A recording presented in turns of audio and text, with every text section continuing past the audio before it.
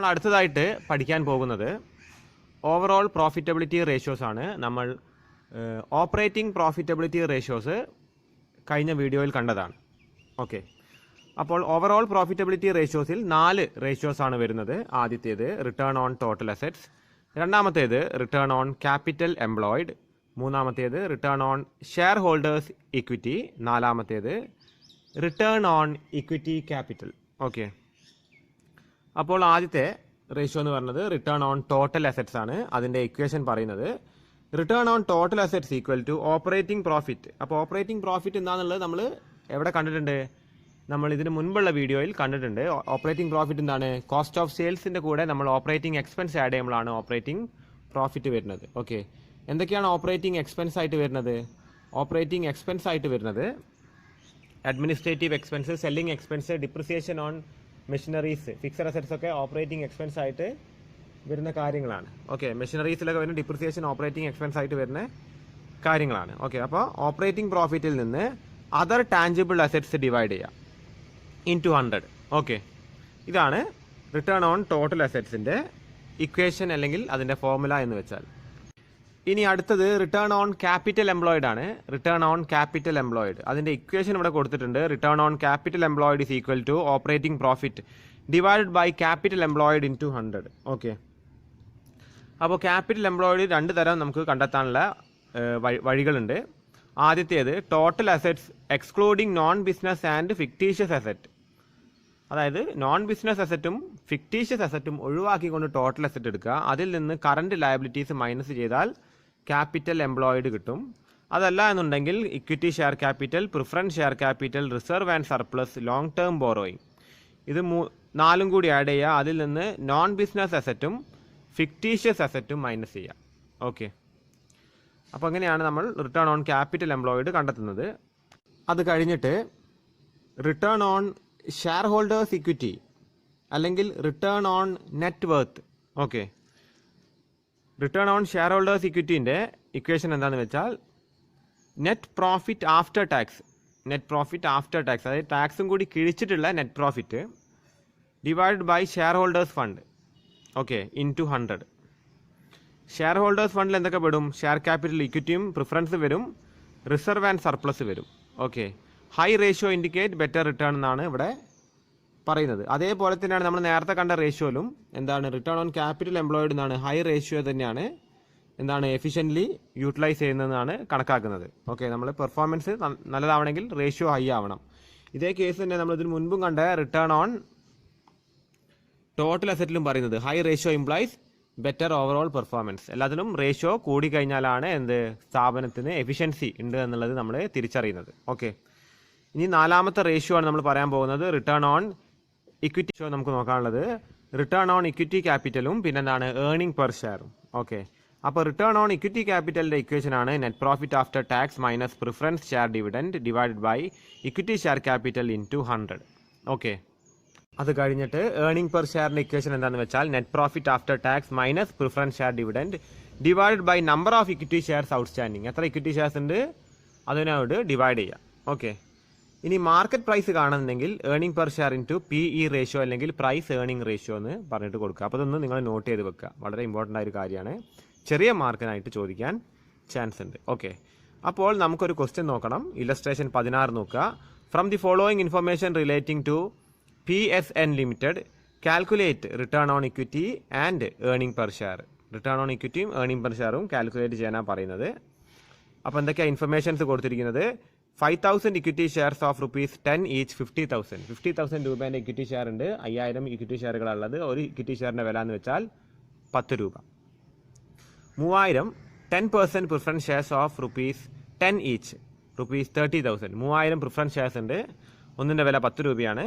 Okay, പിന്നെ അതിൻ്റെ interest rate എന്ന് പറയുന്നത് 10%. ടോട്ടൽ 30,000 രൂപ പ്രിഫറൻസ് ഷെയറിൽ കിടക്കുന്നുണ്ട്. റിസർവ് ആൻഡ് സർപ്ലസിൽ 40,000 രൂപ, പ്രോഫിറ്റ് ബിഫോർ ടാക്സിൽ 60,000 രൂപ, ടാക്സ് റേറ്റ് വരുന്നത് 40%. ഓക്കെ, ഇത് വെച്ചുകൊണ്ട് നമ്മളോട് റിട്ടേൺ ഓൺ ഇക്വിറ്റിയും പിന്നെ ഏർണിംഗ് പെർ ഷെയറും കാണാനാണ് പറയുന്നത്. അപ്പോൾ നമുക്ക് റിട്ടേൺ ഓൺ ഇക്വിറ്റി അല്ലെങ്കിൽ ഷെയർ ഹോൾഡേഴ്സ് ഫണ്ടാണ് ആദ്യം. റിട്ടേൺ ഓൺ ഇക്വിറ്റി അല്ലെങ്കിൽ return on share holders fund. ഏതെങ്കിലും പേരിലായിരിക്കും കൊടുക്കുക. അതാണ് നമ്മൾ ആദ്യം കാണാൻ പോകുന്നത്. അപ്പോൾ പ്രോഫിറ്റ് ആഫ്റ്റർ ടാക്സ് വേണം, അത് കഴിഞ്ഞ് ഷെയർ ഹോൾഡേഴ്സ് ഫണ്ടും വേണം. ഓക്കെ, അപ്പോൾ നമുക്ക് ആദ്യം തന്നെ പ്രോഫിറ്റ് ആഫ്റ്റർ ടാക്സ് എത്ര ഉണ്ട് നോക്കണം. Profit after tax. അപ്പോൾ നമ്മളെ ക്വസ്റ്റ്യനിൽ നെറ്റ് പ്രോഫിറ്റ് ബിഫോർ ടാക്സ് കൊടുത്തിട്ടുണ്ട് 60,000 രൂപ. ഓക്കെ, 60,000 രൂപ കൊടുത്തിട്ടുണ്ട്. അത് കഴിഞ്ഞിട്ട് പറയുന്നത് ഈ ടാക്സ് റേറ്റ് എന്ന് പറഞ്ഞത് 40%. അപ്പോൾ അതിൻ്റെ 40% ടാക്സ് അടയ്ക്കേണ്ടത് ഗവൺമെൻറ്റിലേക്ക്. Okay, minus 40% of 60,000. ഓക്കെ, ഇതിൻ്റെ 40% ടാക്സ് അടയ്ക്കേണ്ടത്. അപ്പോൾ എത്ര വരും എന്ന് വെച്ചാൽ 36,000 രൂപയാണ് പ്രോഫിറ്റ് ആഫ്റ്റർ ടാക്സ് വരുന്നത്. ഇനി ഷെയർ ഹോൾഡേഴ്സ് ഫണ്ട് നമുക്ക് കണ്ടെത്തണം. ഷെയർ ഹോൾഡേഴ്സ് ഫണ്ട് എന്തൊക്കെയാണ് ഷെയർ ഹോൾഡേഴ്സ് ഫണ്ടിൽ വരുന്നത്? Equity share capital share holders ഫണ്ടിൽ വരുന്നുണ്ട്. അത് കഴിഞ്ഞിട്ട് പ്രിഫറൻസ് ഷെയർ ക്യാപിറ്റൽ വരുന്നുണ്ട്. അതോടൊപ്പം തന്നെ റിസർവ്സ് ആൻഡ് സർപ്ലസും വരുന്നുണ്ട്. ഓക്കെ, ഇക്വിറ്റി ഷെയർ ക്യാപിറ്റൽ ക്വസ്റ്റ്യനിൽ കൊടുത്തിരിക്കുന്നത് 50,000 ആണ്.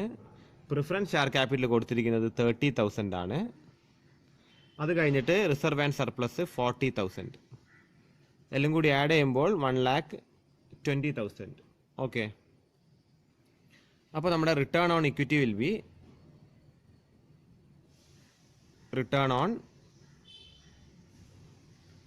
equity will be 36,000 profit after tax divided by shareholders fund 1,20,000 into 100, which will be equal to 30%. Okay, 30%. ഇനി അടുത്തതായിട്ട് നമുക്ക് കാണാനുള്ളത് ഏർണിങ്സ് പെർ ഷെയർ ആണ്. Earnings per share. ഓക്കെ, അപ്പോൾ ഏർണിങ്സ് പെർ ഷെയറിൻ്റെ ഇക്വേഷൻ എന്താണെന്ന് വെച്ചാൽ profit after tax minus preference share dividend divide by number of equity shares outstanding. Okay, profit after tax നമുക്കറിയാം എത്ര ഉണ്ട്? 36,000 ആണ് പ്രോഫിറ്റ് ആഫ്റ്റർ ടാക്സ് ഉള്ളത്. നിങ്ങളൊരു കാര്യം ശ്രദ്ധിക്കുക, പ്രിഫറൻസ് ഷെയറിൻ്റെ ഡിവിഡൻഡ് എന്ന് പറയുന്നത് ഇതിൻ്റെ 10% ആണ്. എത്രയാണ് പ്രിഫറൻസ് ഷെയറിൻ്റെ വാല്യൂ എന്ന് വെച്ചാൽ ഇൻ എമൗണ്ട് 30,000 ആണ് വാല്യൂ. അതിൻ്റെ 10% എന്ന് പറഞ്ഞാൽ എത്രയാണ്? 3,000 rupees ആണ് അതിൻ്റെ ഡിവിഡൻഡ് ആയിട്ട് കൊടുക്കേണ്ടത്. ഓക്കെ, അതിൻ്റെ ഇൻട്രസ്റ്റ് റേറ്റ് ആണ് വരുന്നത് 3,000 rupees. അപ്പോൾ നമുക്കറിയാം പ്രോഫിറ്റ് ആഫ്റ്റർ ടാക്സ് എത്രയാണ്? 36,000 ആണ്. പ്രിഫറൻസ് ഷെയർ ഡിവിഡൻഡ് എന്ന് പറയുന്നത് 3,000 ആണ്. പിന്നെ നമ്പർ ഓഫ് ഇക്വിറ്റി ഷെയർസ് എന്ന് പറഞ്ഞ് ക്വസ്റ്റ്യനിൽ കൊടുത്തിട്ട് എത്രയാണ്? 5,000 ഇക്വിറ്റി ഷെയർസ് ഉള്ളത്. അപ്പോൾ 33,000 ഡിവൈഡ് ബൈ 5,000 ആണ് വരുന്നത്. അപ്പോൾ ₹6.60 പെർ ഷെയർ ആണ് ഒരു ഷെയറിന് കിട്ടുന്ന ഡിവിഡൻഡ് എന്ന് വെച്ചാൽ. ഓക്കെ, ഇനി നമുക്ക് അടുത്ത ക്വസ്റ്റ്യൻ നോക്കണം. From the following information calculate return on capital employed and return on net worth. Informations ഉള്ളത് ഇക്വിറ്റി ഷെയർ ക്യാപിറ്റൽ ഉണ്ട്, റിസർവ്സ് ഉണ്ട്, 10% ഡിബെഞ്ചേഴ്സ് ഉണ്ട്, കറണ്ട് ലയബിലിറ്റീസ് 2,50,000 ഉണ്ട്, net profit before tax 4 lakh ഉണ്ട്. റേറ്റ് ഓഫ് ടാക്സ് വരുന്നത് 40% ആണ്. Okay, നമ്മൾ ആദ്യം തന്നെ ചെയ്യുന്നത് റിട്ടേൺ ഓൺ ക്യാപിറ്റൽ എംപ്ലോയിഡ് ആണ്. അതിൻ്റെ ഇക്വേഷൻ എന്ന് പറഞ്ഞത് operating profit divide by capital employed into 100. Operating profit is equal to net profit before tax plus interest on debentures. Okay, net profit before tax എത്രയാണ് കൊടുത്തിരിക്കുന്നതെന്ന് വെച്ചാൽ 4 lakh ആണ് കൊടുത്തിരിക്കുന്നത്, ക്വസ്റ്റ്യനിൽ കൊടുത്തിട്ടുണ്ട്. ഇൻട്രസ്റ്റ് ഓൺ ഡിബെഞ്ചേഴ്സിൻ്റെ വാല്യൂ എന്ന് വെച്ചാൽ 3 ലക്ഷമാണ് ക്വസ്റ്റ്യനിൽ കൊടുത്തിരിക്കുന്നത്. 10% ഡിബെഞ്ചേഴ്സ് ആണ്. അപ്പോൾ ഇൻട്രസ്റ്റ് എത്ര വരും? 3 ലക്ഷത്തിൻ്റെ 10% എത്ര വരും? 30,000 വരും. Okay, so operating profit is equal to 4,30,000. Capital employed ആണ് കണ്ടെത്തേണ്ടത്. ഇക്വിറ്റി ഷെയർ ക്യാപിറ്റൽ ക്വസ്റ്റ്യനിൽ കൊടുത്തിരിക്കുന്നത് 5 lakh ആണ്. റിസർവ്സ് വന്നിരിക്കുന്നത് 1,50,000 ആണ്. ഡിബെഞ്ചേഴ്സ് വന്നിരിക്കുന്നത് 3 lakh ആണ്. ഓക്കെ, എല്ലാം കൂടി ആഡ് ചെയ്യുമ്പോൾ 9,50,000 ആണ് capital employed. Okay, then return on capital employed will be 4,30,000 divided by 9,50,000 into 100, which will be equal to 45.26%. Okay, ഇനി അടുത്തതായിട്ട് നമുക്ക് റിട്ടേൺ ഓൺ നെറ്റ് വർത്ത് ആണ് കണ്ടെത്തേണ്ടത്. Okay, return on net worth ആണ് നമ്മൾ കാണേണ്ടത്. അപ്പോൾ റിട്ടേൺ ഓൺ നെറ്റ് വർത്തിൻ്റെ ഇക്വേഷൻ എന്ന് വെച്ചാൽ profit after tax divide by net worth into 100. Profit after tax എന്ന് വെച്ചാൽ പ്രോഫിറ്റ് ബിഫോർ ടാക്സ് 4 lakh ആണ്. ടാക്സ് റേറ്റ് കൊടുത്തിരിക്കുന്നത് 40% ആണ്. അതായത് 4 lakhൻ്റെ 40% ആ ടാക്സ് പോകേണ്ടത്. അപ്പോൾ 4 lakh മൈനസ് 40% ഓഫ് 4 lakh, അപ്പോൾ 2,40,000 ആണ് പ്രോഫിറ്റ് ആഫ്റ്റർ ടാക്സ് വരുന്നത്. നെറ്റ് വർത്ത് വരുന്നത് ഇക്വിറ്റി ഷെയർ ക്യാപിറ്റൽ വരുന്നത് 5 ലക്ഷമാണ്.